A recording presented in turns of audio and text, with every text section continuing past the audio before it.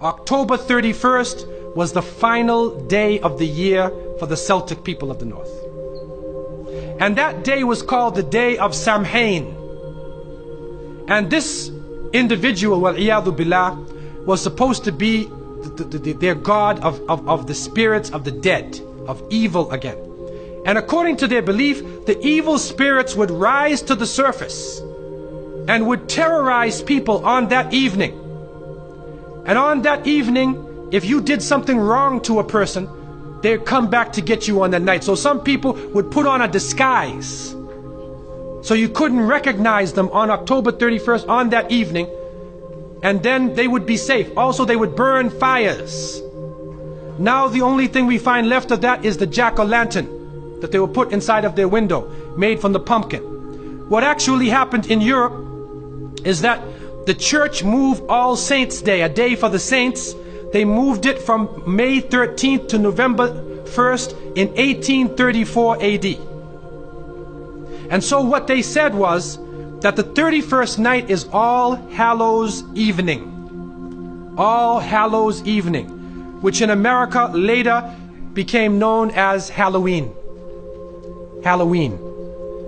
And they depict the forces of evil. What is happening now is that the children put on disguises. They dress as little devils, little witches, as goblins, vampires, anything evil, and they go out. And now with the new American way, they do trick-or-treat. And they come to your house asking for food. And some Muslims, they send their little children and they're in little disguises. How are you going to dress and go out there? As little devils, little shayateen. And so to send a Muslim child out to trick-or-treat is a demeaning, lowering thing. You ask them to beg people for food. Then they're dressed up as a way that they're not. Then when the candies and things come in the bag, how do you know what it is they actually gave you? Is it halal? Most of the candies today are made with gelatin, with glycerin. They're made with pork products. And what is also happening is that there are some evil, wicked-minded people who are attacking children on that night. And there are literally groups of Satanists who are capturing children, sacrificing the child on that evening of Samhain, supposedly to get more spiritual power. It's happening right now.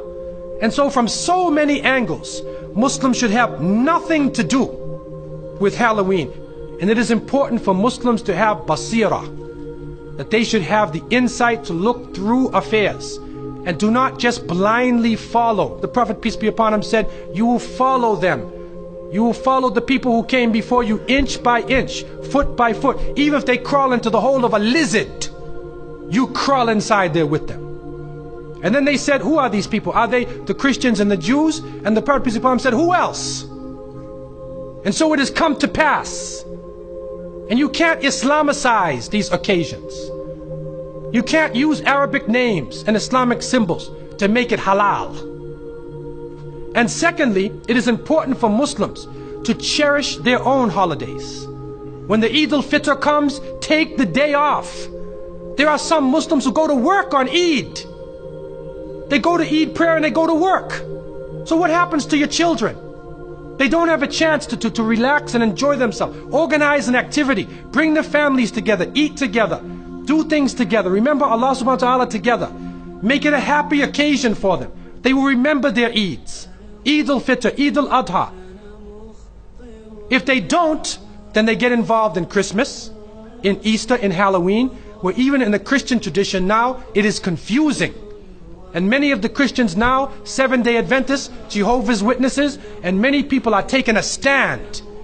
And they're saying, we do not want to follow the pagan religion.